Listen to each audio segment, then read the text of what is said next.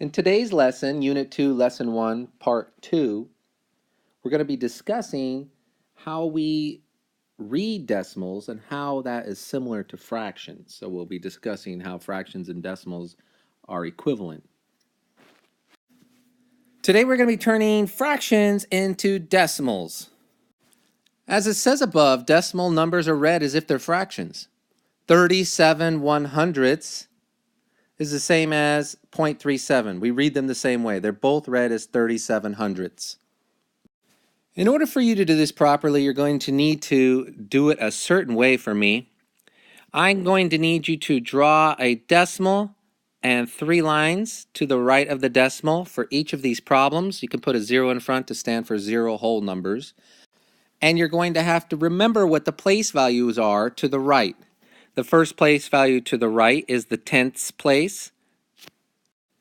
The second line to the right of the decimal is the hundredths place. And the third line to the right of the decimal is the thousandths place. Pay close attention to the TH, which is really the big difference between the right-hand side of the decimal and the left-hand side of the decimal. You have to pronounce the TH when you're reading these numbers. Now what you need to do is to read the first fraction, in this case 7/100ths, and pay attention to two things. You need to know what the numerator is. You need to also know what the denominator is. Now when you're visually seeing it, that's easy to see, but when somebody's just reading you the number and they say 7/100ths, you have to know that the top number is a 7 and the bottom number is 100. Now once you know what the numerator is, if the numerator is just one digit, that makes things a little easier. If it's more than one digit, you need to pay attention to the last digit of the numerator. Number 6 only has one digit. It's the number 7. So when we say this number 7/100ths, what you should be thinking about is putting the last digit of the numerator in the hundredths place. Because there's only one digit in this numerator, we're going to put the number 7 in the hundredths place. This is where it'll go, in the hundredths place. If there were any other numbers in the numerator that came before the 7, we would fill those in front of the 7 to make sure we have the exact same number as was stated in the fraction.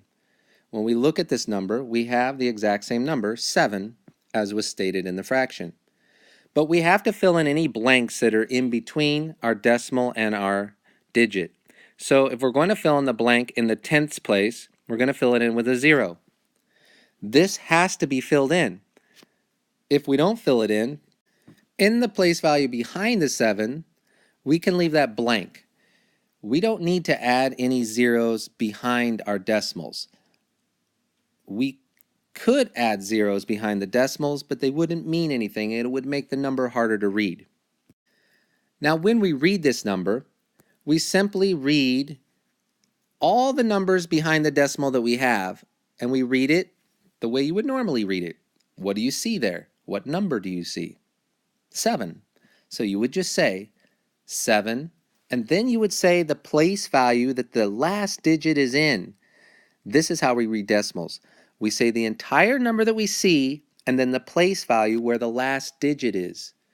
The 7 is in the hundredths place, so we say 7/100ths. We may also say 0 and 7/100ths. 0 and 7/100ths. So we're going to write that in as 0 and 7/100ths. Now let's do number 7. Read the fraction to yourself. You should have read 16/100ths. Now there's two things again you need to pay attention to. The first number you said, which was 16, which you know ends in a 6. And the second number you said, which was the place value, hundredths. We need to make sure that the 6, the last digit in the number 16, is in the hundredths place. So going back to our model that we're going to continue to use every time, this is your tenths place, this is your hundredths place, and this is your thousandths place. 16/100ths. The 6 ends the number, so 6 is the last digit in the number 16. We're going to put that number here. Why? Because it's 16 hundredths. We need the last digit of the numerator to go in the hundredths place. Remember, when we read the decimal, we're going to say the place value where the last digit is. And we need to say hundredths, so our number needs to end in the hundredths place. Now, in order to make 16, though, we still have to add a 1. So we're going to put the 1 where it needs to go, so it still equals 16. Now, when we read this number, we're going to read it as the entire number we see, which is 16, and the place value where the last digit is, which is in the hundredths place. And we're going to write our answer in as 0 and 16 hundredths. Number 8, read the fraction to yourself on number 8. The fraction reads as 4 tenths. Again, the numerator is a single digit. Our denominator, which is tenths, is the first line. We have tenths, hundredths, thousandths, and we need to make sure that the 4, which is the last digit in the numerator, is in the tenths place. So that's pretty easy to do. We're just going to put the 4 in the tenths place, and now we're going to read our decimal. Our decimal reads as 0 and 4 tenths. That's exactly what we read when we read the fraction, so we know that we've done it correctly. We'll write our answer in as 0 and 4 tenths. Now I'm going to go to number 10. Number 10 is another fraction with a different denominator. Read the fraction to yourself. You read 5 thousandths. So again, we have our model up here and we're going to use it. We need to make sure that the last digit in the number 5 is found in the thousandths place. The thousandths place, again, this is your tenths, your hundredths, and your thousandths place. The thousandths place is the last line, so I need to have the 5 there. So when I read my decimal, I'm reading thousandths. Because there are no other numbers in the digit 5, I have to fill in my blanks in between my digit and my decimal. There has to be something there. If there's nothing there, they will disappear and my number will become 5 tenths. So I have to fill in those blanks so my number stays in the thousandths place. And now 2 zeros will not change the value of my number. I would still see this number as just the number 5. So I would read it as 0 and 5 thousandths. So we're going to write that answer in as 0 and 5 thousandths. Now, sometimes, as in numbers 6 and 8, we don't use the place values that are behind our digits. So I'm talking about these place values over here, which would be the 10 thousandths place, the 100 thousandths place, and so on and so on. They will go forever. There are an infinite number of place values. Sometimes when we're not using those, you might see zeros there. So you could see a place value here with another 0. These zeros that are behind the last digit, they're not necessary, and you can delete them, erase them, cross them out, not use them. There's no need for them. All they do is make the numbers harder to pronounce and more difficult to understand. So it's better that we get rid of any zeros that are after the final digit. We have to have the zeros that are in between the decimal and our whole number. They have to be here because, again, without these numbers, the 5 will turn into the tenths place because the tenths and the hundreds will disappear and it'll just be 0.5. So we need these zeros here so we know that there are no tenths and there are no hundreds, but there are 5 thousandths. If we did have a 0 at the end, we would have to say this number differently. We would have to pronounce it as 50 and then the last place value, which in this case is 10 thousandths.